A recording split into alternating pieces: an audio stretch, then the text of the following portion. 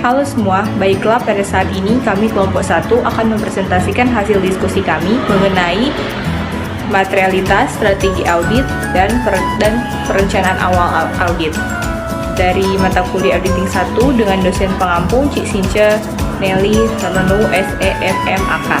Kelompok 1 ada saya, Amabel Mentut, yang kedua ada Dina Gerong, dan yang terakhir ada Efrianto Takdung. Kita masuk pada materi yang pertama, yaitu pengertian materialitas. Materialitas adalah jumlah nilai yang dihilangkan atau salah saji informasi. Akuntansi dilihat dari keadaan sekitarnya, dapat mengakibatkan perubahan atau mempengaruhi penilaian orang-orang yang menaruh kepercayaan pada informasi tersebut. Selanjutnya, indikator materialitas. Yang pertama ada pertimbangan awal materialitas, dan yang kedua ada materialitas pada tingkat laporan keuangan. Selanjutnya, pentingnya konsep materialitas dalam audit atas laporan keuangan. Dalam audit atas laporan keuangan, auditor tidak dapat memberikan jaminan bagi klien atau pemakai laporan keuangan yang lain bahwa laporan auditan adalah akurat karena auditor yang bersangkutan tidak memeriksa setiap transaksi yang terjadi dalam tahun yang diaudit dan tidak dapat menentukan apakah transaksi yang telah terjadi dicatat secara ringkas, digolongkan, dan dikompilasi secara semestinya ke dalam laporan keuangan. Oleh karena itu, dalam audit atas laporan keuangan, auditor memberikan keyakinan atau assurance sebagai berikut. Yang pertama, auditor dapat memberikan keyakinan bahwa jumlah-jumlah yang disajikan dalam laporan keuangan beserta pengungkapannya telah dicatat, diringkas, digolongkan, dan dikompilasi. Yang kedua, auditor dapat memberikan keyakinan bahwa ia telah mengumpulkan bukti audit kompeten yang cukup sebagai dasar memadai untuk memberikan pendapat atas laporan keuangan auditan. Dan yang terakhir, ada auditor dapat memberikan keyakinan dalam bentuk pendapat atau memberikan informasi dalam hal terdapat perkecualian bahwa laporan keuangan harus sebagai keseluruhan disajikan secara wajar dan tidak terdapat salah saji material karena kekeliruan atau ketidakberesan di dalam laporan tersebut. Dengan demikian, ada dua konsep yang mendasari yang diberikan oleh auditor, yaitu konsep materialitas yang menunjukkan risiko audit. Risiko audit dapat didefinisikan sebagai suatu ketidakpastian yang diterima auditor dalam pelaksanaan auditnya, seperti ketidakpastian terhadap suatu validas dan rekabilitas dari bukti audit, ketidakpastian mengenai estimasi terhadap internal control, test of control atau TOC adalah suatu prosedur audit yang dilakukan untuk mengevaluasi efektivitas perencanaan pengoperasian kebijakan.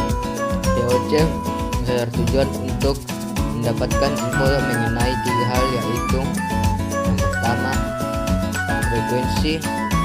frekuensi pelaksanaan kontrol activity, yang kedua, mutu pelaksanaan kontrol activity, dan yang ketiga, karyawan yang melakukan konfirmasi.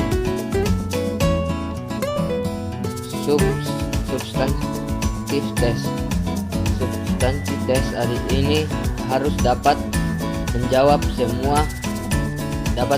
semua esensi seperti validasi, competence, dan experience. Disubstansikan tes terdiri dari yang pertama, pengujian atas transaksi, yang kedua, prosedur analisis, dan yang ketiga, pengujian terperinci atas saldo prosedur.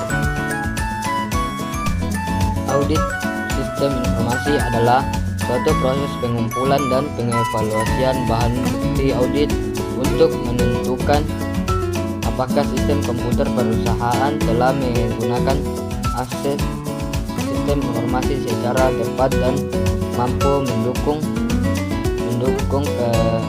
pengamanan aset tersebut, memelihara kebenaran dan integritas data dalam mencapai tujuan perusahaan yang efektif dan efisien. Perencanaan terhadap biaya organisasi untuk data yang hilang.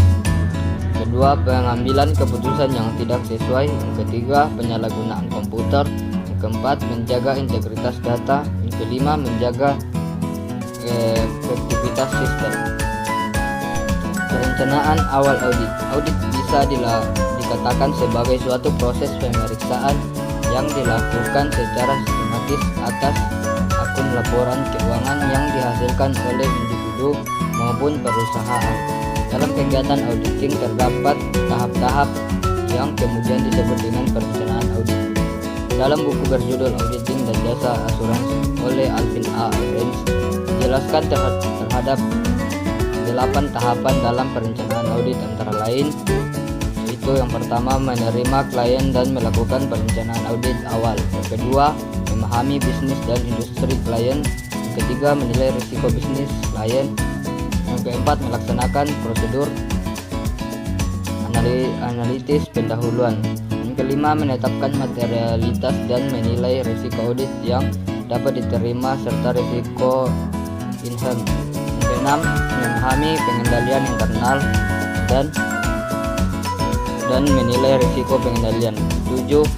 Mengumpulkan informasi untuk menilai risiko kecurangan. Yang kedelapan, mengembangkan strategi audit dan program audit secara keseluruhan. Kita masuk pada proses perencanaan audit. Yang pertama, menerima klien dan melakukan perencanaan audit awal. Ada 4 hal yang perlu dilakukan auditor dalam perencanaan audit awal, yaitu sebagai berikut. Yang pertama, memutuskan akan menerima klien baru atau melanjutkan klien lama untuk melakukan audit, atau membuat perikatan baru atau perikatan lama. Dan yang kedua, mengidentifikasi mengapa klien mengingini untuk dilakukan audit, karena informasi ini akan mempengaruhi bagian dari proses perencanaan. Dan yang ketiga, memenuhi syarat-syarat penugasan yang ditetapkan oleh klien. Dan yang terakhir, mengembangkan strategi secara keseluruhan dengan membentuk tim yang memiliki keahlian khusus di bidang. Yang kedua, memahami dan industri klien. Terdapat beberapa aspek pendekatan untuk memahami bisnis dan industri klien, antara lain yang pertama, industri dan lingkungan eksternal, dan yang kedua, operasi dan proses bisnis, dan yang ketiga, manajemen dan tata kelola, dan yang keempat, strategi dan tujuan klien, dan yang terakhir, ukuran dan kinerja. Dan yang ketiga, menilai risiko bisnis klien. Auditor akan memeriksa dan memahami strategi bisnis yang telah dijalankan oleh klien, dan auditor akan menilai apakah ada risiko yang mungkin terjadi dalam bisnis klien tersebut. Apabila memang terdapat risiko dalam bisnis tersebut, maka dapat dipastikan bahwa bisnis yang dilakukan oleh klien tersebut mengalami kegagalan dalam pencapaian tujuan perusahaan. Dan yang keempat, melaksanakan prosedur analitis pendahuluan. Tujuan proses analitis pendahuluan terdiri atas yang pertama, proses analitis awal, dan selanjutnya yang kelima, menetapkan materialitas dan menilai risiko audit yang dapat diterima serta risiko intern. Tahapan ini terbagi menjadi 2 poin, yaitu yang pertama, menentukan tingkat materialitas awal, dan yang kedua, mempertimbangkan risiko audit yang dapat diterima dan risiko bawaan. Dan yang keenam, memahami pengendalian internal dan menilai risiko pengendalian. Setiap pengendalian internal dirancang oleh auditor untuk mencegah atau mendeteksi terjadinya salah saji yang material dalam laporan keuangan.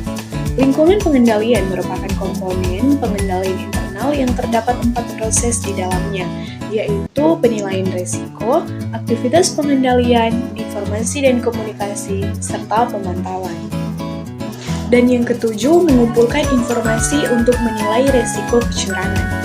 Auditor harus memulai mengumpulkan informasi untuk menilai adanya risiko kecurangan selama perencanaan audit berlangsung, dan memperbaharui penilaian tersebut selama proses audit berlangsung. Informasi yang terdapat dalam penilaian risiko kecurangan dapat ditemukan saat auditor melakukan kunjungan ke perusahaan klien, serta mengidentifikasi pihak-pihak yang terkait di dalamnya. Dan yang ke-8, mengembangkan strategi audit dan program audit secara keseluruhan.